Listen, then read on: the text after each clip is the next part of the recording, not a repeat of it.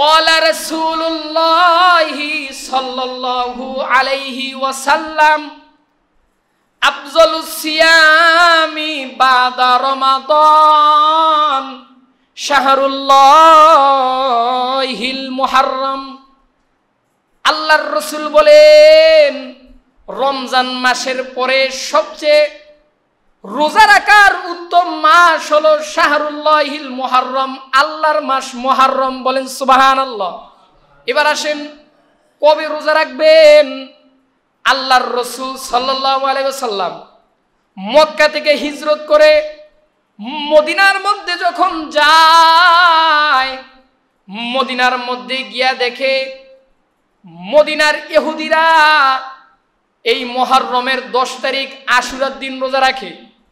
আল্লাহর রাসূল মদিনার ইহুদিদেরকে ডাক দিয়া বলে, এরে মদিনার ইহুদিরা, তোমরা কেন এই মুহররমের 10 তারিখে রোজা রাখো?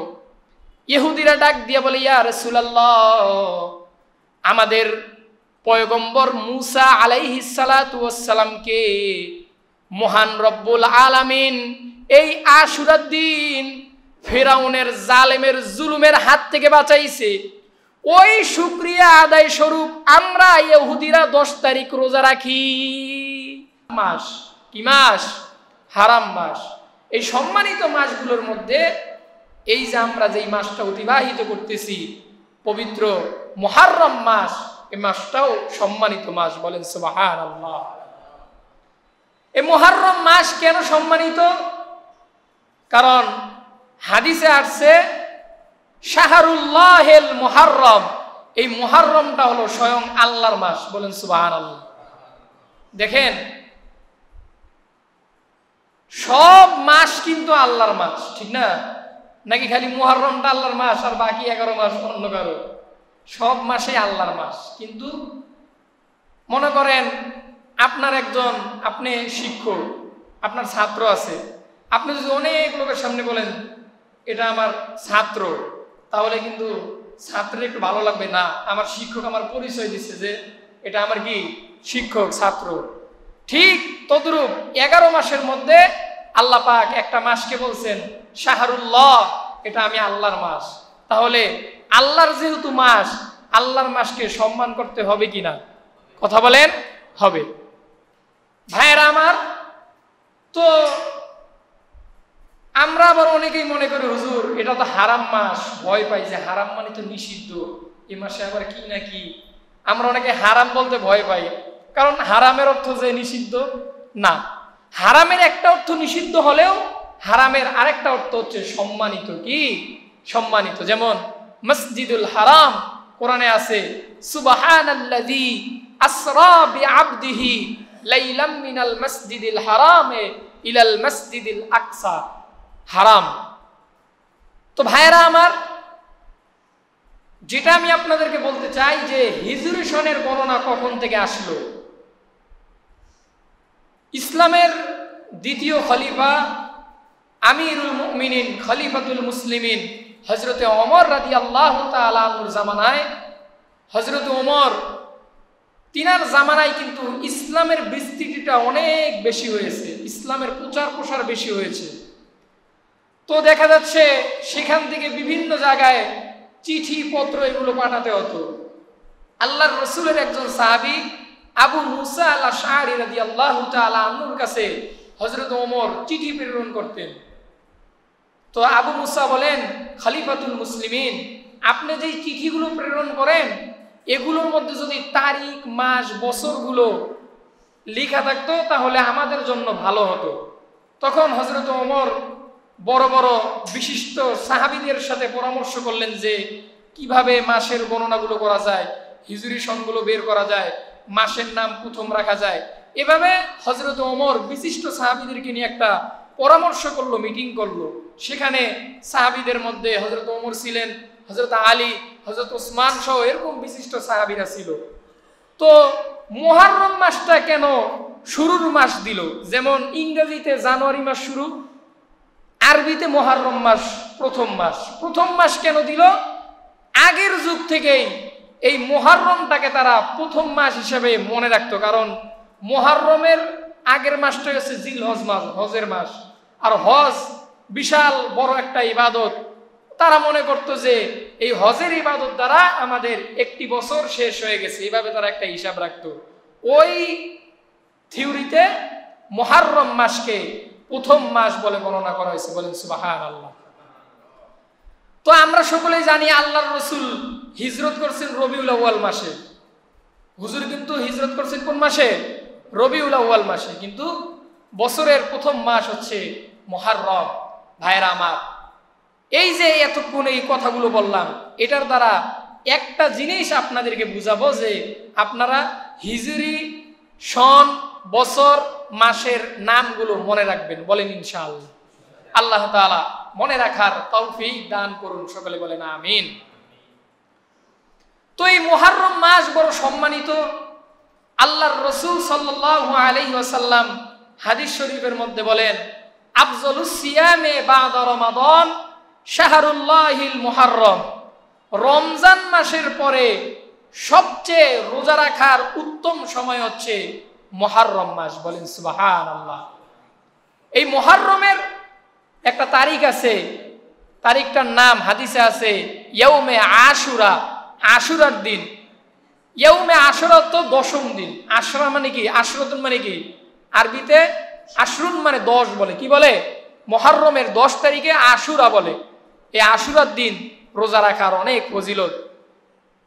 রমজানের রোজা যখন আমাদের উপর ফরজ হয় নাই, তার আগে থেকে আশুরার রোজা ফরজ ছিল। বলেন সুবহানাল্লাহ।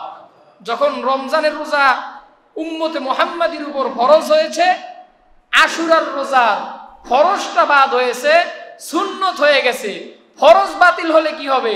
কিন্তু এটার যে ফজিলত, ফজিলতটা পুরোপুরি আছে। বলেন সুবহানাল্লাহ। ভাইরা আমার, আল্লাহর রাসূল সাল্লাল্লাহু আলাইহি ওয়াসাল্লাম হাদিস শরীফের মধ্যে বলছেন, আফজালুস সিয়ামি বাদা রমাদান শাহরুল্লাহিল মুহররম। রমজান মাসের পরে আল্লাহ তাআলার কাছে রোজা রাখার দামি মাস শাহরুল্লাহিল মুহররম, মুহররম মাস। বলেন সুবহানাল্লাহ। এই মুহররম মাসের 10 তারিখ কেন এত দামি? কেন এই মাসগুলোতে আগের যুগের জাহিলি যুগের মানুষরা রোজা রাখত? কারণ এই দিনে পৃথিবীতে বিশেষ বড় বড় ঘটনাগুলো হয়েছে। যেমন একজন পয়গম্বর এই পৃথিবীতে ছিল, জালিলুল কদর পয়গম্বর, বনি ইসরাইলের পয়গম্বর, পয়গম্বর মুসা আলাইহিস সালাম। নাম কি সকলেই বলেন? পয়গম্বর মুসা আলাইহিস সালাম। আপনারা সকলেই জানেন পয়গম্বর মুসা আলাইহিস সালাতু ওয়াস সালামকে ফিরাউন অনেক জুলুম, অন্যায়, অত্যাচার করত। কথা বলেন ঠিক কিনা? হাদিসের মধ্যে আছে, এই পয়গম্বর মুসা যেদিন ফিরাউনের জুলুম অত্যাচারের হাত থেকে রেহাই পেয়েছিল, ওই দিনটা ছিল ইয়াউমে আশুরা। বলেন সুবহানাল্লাহ। অর্থাৎ পয়গম্বর মুসা যেদিন ফিরাউনের হাত থেকে নিষ্কৃতি পেয়েছে, ওর জুলুম অত্যাচার থেকে রেহাই পেয়েছে, ওই দিনটা ছিল কি? ইয়াউমে আশুরা। পয়গম্বর মুসা আলাইহিস সালাতু ওয়াস সালামকে ফিরাউন এমন জুলুম আর অত্যাচার করছে, আল্লাহ তাআলা পয়গম্বর মুসার অর্ডার করছে, পয়গম্বর মুসা আপনার উম্মত বনি ইসরাইলকে নিয়ে রাতারাতি এদেশ থেকে চলে যান।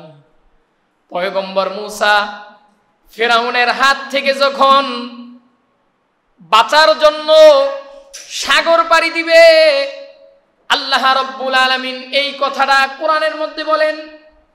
আল্লাহ বলেন, ফালাম্মা তারা আল জামআনে ক্বালা আসহাবু মূসা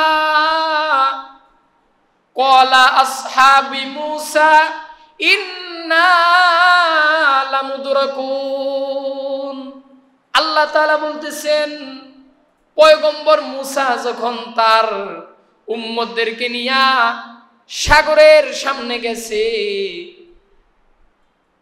পয়গম্বর মূসার উম্মতেরা যখন ফেরাউনের সৈন্যবাহিনীর সামনে মুখোমুখি হয়েছে, যে তারা পিছনে তাকায় দেখতেছে যে ফেরাউনের দলবল তাদের পিছনে আইসা পড়ছে, তারা পয়গম্বর মূসারে ডাক দিয়ে বলে, পয়গম্বর, ফেরাউন তো আমাদের কাছাকাছি আসছে, এখন তো আমাদের আর কোনো রেহাই নাই। কিন্তু পয়গম্বর মূসা তখন ডাক দিয়া বলে, এরে আমার উম্মতেরা, ক্বালা কাল্লা ইন্না মাইয়া রাব্বি সায়াহদিন। বলেন আল্লাহু আকবার। পয়গম্বর মূসা যে সাগরের সামনে গেছে, বলেন তো এটা কি তিনি নিজের ইচ্ছায় গেছে নাকি আল্লাহর ইচ্ছায় গেছে? আল্লাহর হুকুমে গেছে। কোন বান্দা যখন আল্লাহর উপর তাওয়াক্কুল করে কঠিন রাস্তায় বের হয়, কঠিন রাস্তা মহান আল্লাহ সহজ করে দেয়। কথা বলেন ঠিক কিনা? পয়গম্বর মূসা আল্লাহর উপর তাওয়াক্কুল করে গেছে, তার বিশ্বাস আছে আমি একা আসছি তো কি হইছে, আল্লাহ এখানে একটা ব্যবস্থা করে দিবেন।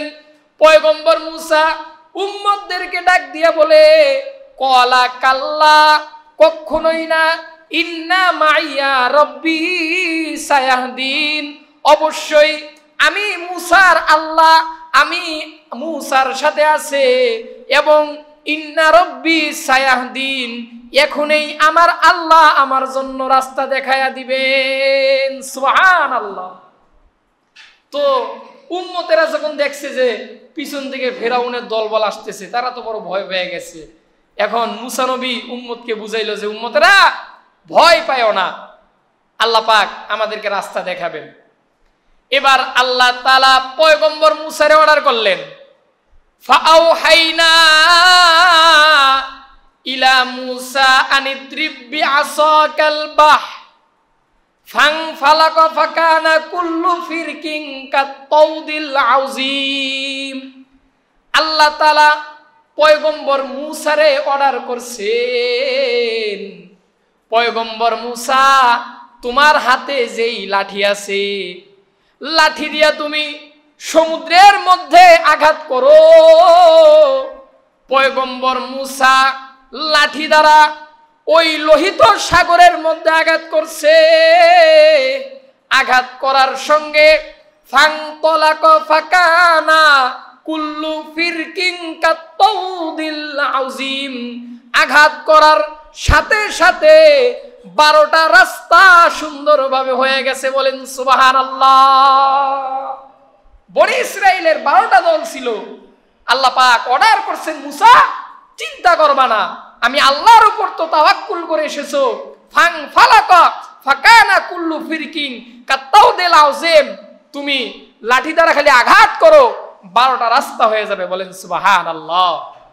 তাফসীরের কিতাবের মধ্যে আসছে, খালি রাস্তাগুলো খালি রাস্তার মতো হয় নাই, সমুদ্রের মাঝখানে রাস্তাগুলো এমন ভাবে হয়েছে, তাফসীরের কিতাবে আছে যে রাস্তাগুলোর পাশে জানালা হয়েছিল, এরকম জানালা, তারা একে অপরকে দেখতে পারতো যে আমার ওই দল ডুবে গেল নাকি, তারা দেখতে পারতো, এরকম জানালা সিস্টেম করে দিয়েছে। এবং পাশের যে দেওয়ালগুলো পাহাড়ের মতো উঁচু উঁচু, ফানতলাকা ফাকানা কুল্লু ফিরকিন কাত্তাউদিল আযীম, মহা বড় বড় পাহাড়ের মতো দেওয়াল হয়ে গেছে। বলেন সুবহানাল্লাহ। এই ক্ষমতা কি আল্লাহর আছে না নাই? সকলেই বলেন আছে না নাই? আমার আল্লাহ পারে কি পারে না? আমার আল্লাহ সমুদ্রের মাঝখান দিয়েও রাস্তা করতে পারে। এই বিশ্বাস আছে তো আপনাদের ইনশাআল্লাহ? বিশ্বাস করবেন না কেন? কোরআনের আয়াত, বিশ্বাস করতে হবে। ভাইরা আমার, কথাগুলো আমার বুঝেন। পয়গম্বর মূসা যখন তার উম্মতকে নিয়ে লোহিত সাগর পাড়ি দিল, ফেরাউন দেখতেছে পয়গম্বর মূসার জন্য রাস্তা হয়ে গেছে,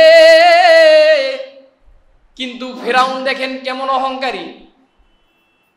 ফেরাউন তো বুঝা গেছে যে আল্লাহ ওর জন্য রাস্তা বানায় নাই, কিন্তু নিজের যে একটা বরত্ব এটা তো প্রকাশ করতে হইব। ফেরাউন ডাক দিয়া বলে, আমার সৈন্যরা দেখছস আমি তোদের প্রভু, তোদের জন্য দেখ আমি কত সুন্দর রাস্তা বানাইছি। আল্লাহ কয় আয়, একটু সময়ের জন্য তো বরত্ব দেখাবি, অহংকারী করবি কর। আল্লাহ কয় আয়, তুই না বানাইছস, আয় তোর রাস্তায় আয়। এবার ফেরাউন যখন তার দলবল নিয়া লোহিত সাগরের রাস্তার মধ্যে নামছে, আল্লাহ তাআলা সঙ্গে সঙ্গে সাগরের পানিকে অর্ডার করছে, এরে সাগরের পানি আমি আল্লাহর হুকুমে রাস্তা হইছস, আর রাস্তা থাকতে পারবি না, কারণ যাদের জন্য রাস্তা হইছিলি তাদের তো কাজ শেষ হয়ে গেছে, এখন তুই আবার আগের মতো পানি হয়ে যা। বলেন সুবহানাল্লাহ। এবার আল্লাহ পাক এই কথাটা কোরআনের মধ্যে বলতেছেন। আল্লাহ বলতেছেন ওয়াজাওয়াজনা বিবানি ইসরাঈলাল বাহরা, ওয়াজাওয়াজনা বিবানি ইসরাঈলাল বাহরা ফাআতবাহুম জুনুদাহু বাগওয়া ওয়া আদিয়া হাত্তা ইযা আদরাকাহুল গরাক ক্বালা আমানতু আন্নাহু লা ইলাহা ইল্লাল্লাযী আমানাত বিহি বানু ইসরাঈলা ওয়া আনা আউয়ালুল মুসলিমিন। আল্লাহ তাআলা বলতেছেন ওয়াজাওয়াজনা বিবানি ইসরাঈলাল বাহরা ফাআতবাহুম জুনুদুহু বাগইয়া ওয়া আদওয়া। আল্লাহ তাআলা বলতেছেন ফিরাউন যখন ওই রাস্তা দিয়া নামছে, রাস্তা দিয়া নামার পর পানিগুলো যখন একত্রিত হয়ে গেছে, ফিরাউন তখন মনে মনে বলতেছে আমানাত বিহি বানু ইসরাঈল, মানে যখন বিপদের মধ্যে পড়ছে তখন ফেরাউন কয় আমানাত বিহি বানু ইসরাঈল, আয় আল্লাহ আমি তো তোমার উপর ঈমান আনছি যে ঈমান এনেছে বানি ইসরাইলের লোকেরা। আল্লাহ পাক তখন জিবরাইল আমিনকে ডাক দিয়ে বলে, জিবরাইল আমিন ফেরাউনকে আর ঈমান আনতে দিবি না, কারণ মানুষের তওবার কিন্তু একটা সময় থাকে। কথা বলেন ঠিক কিনা? আপনি যখন একদম শেষ মৃত্যুর শেষ কাতারে যাবেন তখন আর তওবা কাজে লাগবে না। এরকম ফেরাউনও যখন একদম শেষ জায়গায় গেছে, ফেরাউন বলতেছে আমানাত বিহি বানু ইসরাঈল, আমি বানি ইসরাঈলের রবের প্রতি ঈমান আনলাম। আল্লাহ বলে না, আর সময় নেই, সময় শেষ। এবার জিবরাইল আমিন কাদা এনে ফেরাউনের মুখের মধ্যে ঢুকাই দিস। সুবহানাল্লাহ বলেন, আর আওয়াজ দিয়ে বলেন সুবহানাল্লাহ। আল্লাহ পাক হেদায়েতের মালিক।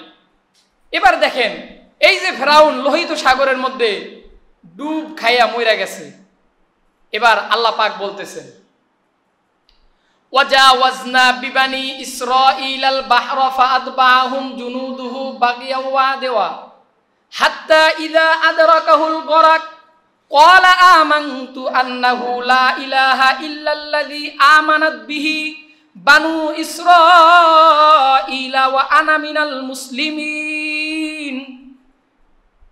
ফেরাউন যে বলল আল্লাহ আমি তোমার উপর ঈমান আনলাম, আল্লাহ বলেন আল আনা ওয়া কদ আসাইতা ক্বাবিলু ওয়া কুনতা মিনাল মুফসিদিন।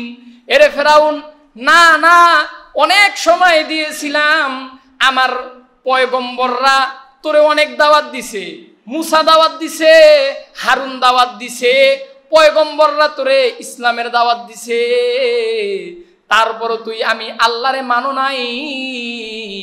ওয়া আনা মিনাল মুফসিদিন, আমি আল্লাহর সাথে তুই ফাসাদ করছো, দেশের মধ্যে ফাসাদ সৃষ্টি করছো, আর সময় নাই, এবার তোকে মৃত্যুবরণ করতে হবে। আল্লাহ পাক বলেন আল আনা ওয়া কদ আসাইতা ক্বাবিলু ওয়া কুনতা মিনাল মুফসিদিন। এরপর আল্লাহ বলেন ফাল ইয়াউমা নুনাজ্জিকা বিবাদানিকা লিতাকুনা লিমান খালফাকা আয়া। কোরআনের আয়াত, সূরা ইউনূস।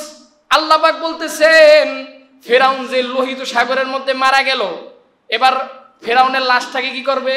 আল্লাহ তাআলা বলতেছেন ফাল ইয়াউমা নুনাজ্জিকা বিবাদানিকা লিতাকুনা লিমান খালফাকা আয়া। ফেরাউনের লাশটারে আল্লাহ তাআলা সুন্দরভাবে রাইখা দিবে। কেন রাইখা দিবে? লিমান খালফাকা আয়া, যাতে করে তার যেই উত্তর শরীরে আসবে সবাই যেন ফেরাউনের লাশ থেকে শিক্ষা নেয়। কি নেয়? শিক্ষা নেয়। আল্লাহ পাক এটা কোরআনের মধ্যে বলতেছেন ভাই, আমার বানানো কোনো কথা না। ফেরাউন যে জুলুম করেছে, জুলুমের শেষ পরিণতি শিক্ষার জন্য আল্লাহ বলতেছেন ফাল ইয়াউমা নুনাজ্জিকা বিবাদানিকা লিতাকুনা লিমান খালফাকা আয়া। আমরা যে শিক্ষা নিব না, এটাও আল্লাহ কোরআনের মধ্যে বলছেন ওয়া ইন্না কাসীরাম মিনান নাসি আন আয়াতিনা লাগাফিলুন। আল্লাহ বলতেছেন ফেরাউনের লাশটা যে আমি রাখছি, এটার থেকে তোমরা শিক্ষা নেবে না, এটা খালি তোমরা দেখবা। আসলেই কিন্তু আমরা দেখি মোবাইলের মধ্যে ফেরাউনের লাশ দেখি, অনেকেই টাকা খরচ করে মিশরে গিয়ে ফেরাউনের লাশ দেখে আসে, কিন্তু শিক্ষা কয়জন নেয়? শিক্ষা কয়জন নেয়? আমরা যে শিক্ষা নিব না, এটা আল্লাহ আগেই বলে দিয়েছেন ওয়া ইন্না কাসীরাম মিনান নাসি আন আয়াতিনা লাগাফিলুন। আল্লাহ পাক বলতেছেন আমার বেশিরভাগ বান্দা, অধিকাংশ বান্দা আমার নিদর্শন থেকে তারা শিক্ষা নেয় না, তারা গাফিল। তারা কি? গাফিল। কিন্তু ভাই এই ফেরাউনের এই জুলুমের শিক্ষা থেকে কি নিতে হবে? আমাদেরকে শিক্ষা নিতে হবে যে ফেরাউনের মতো বড় জালেম বাদশাকে আল্লাহ পাক কিভাবে মারছে? সমুদ্রে চুবায়া মারছে, তার লাশটা মাটি খায় নাই, আল্লাহ পাক সুন্দরভাবে রেখে দিলেন। এটা শিক্ষা নেওয়ার জন্য। তো এই ঘটনাটা কেন বললাম? কোরআনের কথা কেন বললাম? এই যে এটা কোন মাস? মুহররম মাস, শাহরুল্লাহিল মুহররম।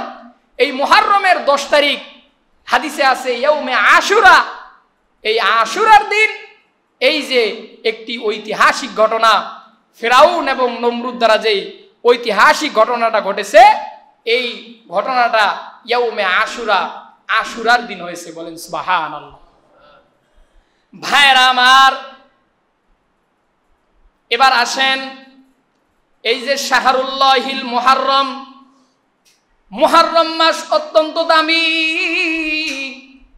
মুহররম মাস হচ্ছে সম্মানিত মাস। কি মাস? সম্মানিত মাস। এ মাসে আল্লাহ রাব্বুল আলামিন যুদ্ধ বিগ্রহ করা হারাম করেছেন। কে হারাম করেছেন? আল্লাহ রাব্বুল আলামিন কোরআনুল কারীমের সূরা তাওবার 36 নম্বর আয়াতে বলেন ইন্না ইদ্দাতাশ শুহুরি ইনদাল্লাহি 12 শাহরা ফি কিতাবিল্লাহি ইয়াউমা খালাকাস সামাওয়াতি ওয়াল আরদা মিনহা আরবাতুন হুরুম।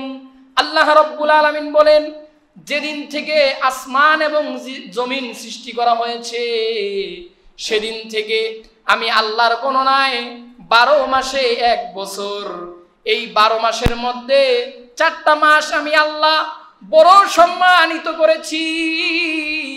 এই 4 মাসের মধ্যে একটা মাস হলো মুহররম মাস। কোন মাস? মুহররম মাস।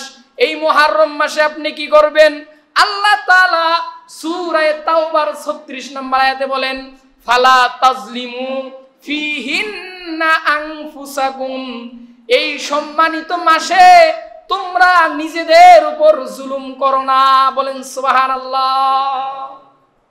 আল্লাহ পাক বলতেছেন এ মাসে তোমরা নিজেদের উপর জুলুম করো না, নিজেদের উপর অন্যায় করো না।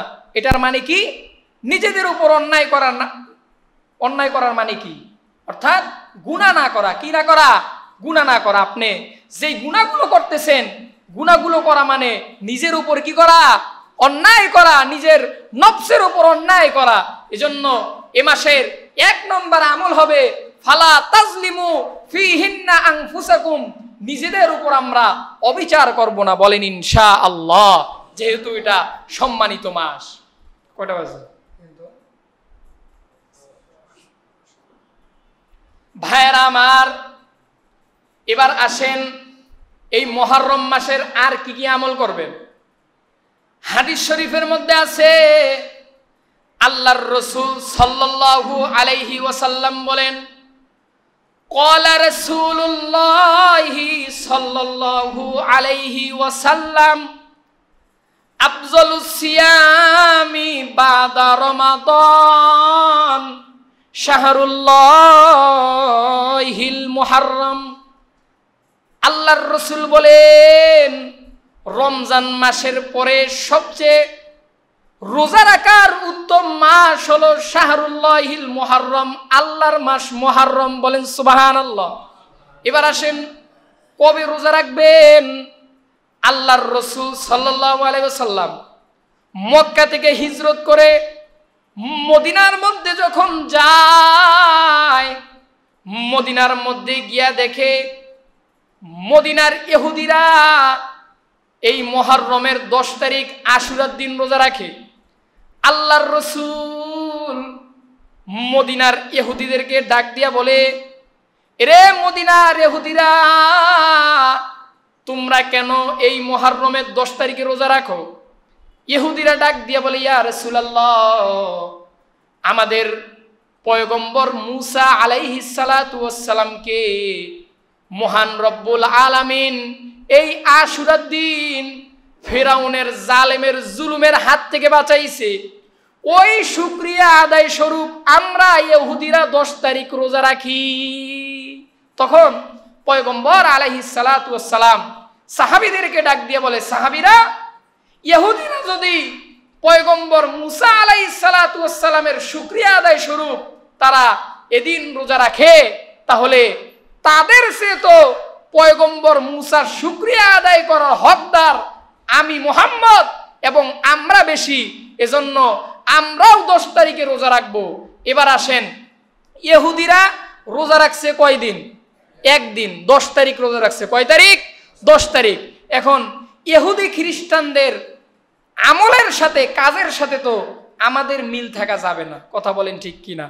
তাদের কোনো আদর্শ আমাদের গ্রহণ করা যাবে না, যাবে? কিন্তু আজকে আমরা ইহুদি খ্রিস্টানদের কালচার আমরা অনুসরণ করি, আমাদের মধ্যে আল্লাহর রাসূলের আদর্শের অনুসরণ নাই।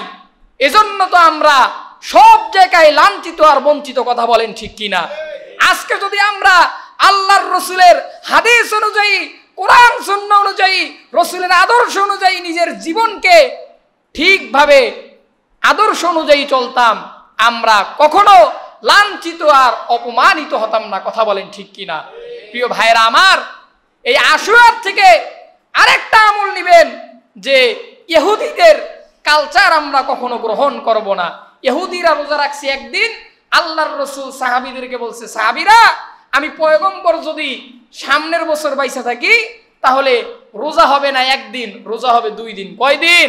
2 দিন। 9, 10, 9, 10। তাহলে আমরা এই মুহররমের 9 এবং 10 তারিখে 2টা রোজা রাখবো। রাখতে পারবো তো ইনশাআল্লাহ? ভাইরা আমার, এবার আসেন যে হুজুর এই রোজাটা কি? জাহিলি যুগে আগের জামানায় এই রোজাটা ছিল ফরজ, কিন্তু রমজানের রোজা যখন ফরজ হইছে তারপর এই রোজার ফরজিয়াত বাতিল হইছে। ফরজিয়াত বাতিল হইছে তো কি হইছে, কিন্তু রোজার ফজিলত কিন্তু কমে নাই। আল্লাহর রাসূল বলেন, ক্বালা রাসূলুল্লাহি সাল্লাল্লাহু আলাইহি ওয়াসাল্লাম, সিয়ামি ইয়াউমে আশুরা আহতাসিবু আলাল্লাহি আইয়ুকাফিরা সানাতাল্লাতী ক্বাবলা।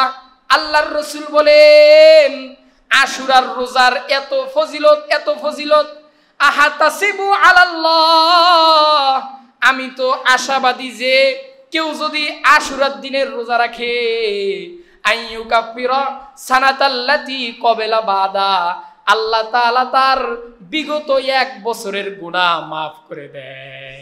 সুবহানাল্লাহ। আশুরার রোজা যদি কেউ রাখে, মহান রব্বুল আলামিন তার বিগত 1 বছরের গুনাহ আল্লাহ রব্বুল আলামিন মাফ করে দেয়। বলেন সুবহানাল্লাহ। এজন্য ভাইরা আমার, আমরা এই রোজাটা রাখতে পারবো তো ইনশাআল্লাহ? সকলেই নিয়ত করেন ইনশাআল্লাহ। আল্লাহ তাআলা এই রোজাটা রাখার তৌফিক দান করুন, সকলে বলেন আমিন। কিন্তু কেউ যদি ওজরবশত রাখতে না পারি, তাকে নিয়ে তিরস্কার করার কোনো প্রয়োজন নাই, কারণ এই রোজাটা ফরজ নয়। কি নয়? ফরজ নয়। কেউ যদি অসুস্থতার কারণে রোজাটা রাখতে না পারে, তাকে নিয়ে আমরা তিরস্কার করব না। আর কেউ যদি রাখতে পারি, আলহামদুলিল্লাহ, যেহেতু ফজিলত আছে, আপনার শরীরে যদি কুলায়, আপনি অবশ্যই রাখবেন। 9 তারিখ রাখবেন। আজকে মুহররমের 1 তারিখ। কয় তারিখ? আজকে যেহেতু শুক্রবার 1 তারিখ, তাহলে 9 তারিখ আজকে থেকে হিসাব করবেন। 9, 10। কেউ যদি 9, 10 রাখতে না পারেন, তাহলে 10, 11 দুইটা রোজা রাখবেন, একটা রাখবেন না। কয়টা রাখবেন? দুইটা, যেদিনেই রাখেন। যদি 9, 10 হিসেবে রাখেন, 9, 10 রাখবেন। আর যদি 9 না রাখেন, 10, 11 রাখবেন। পারবেন তো ইনশাআল্লাহ? আল্লাহ তাআলা সকলকে এই রোজাটা রাখার তৌফিক দান করেন। আরেকবার বলেন আমিন।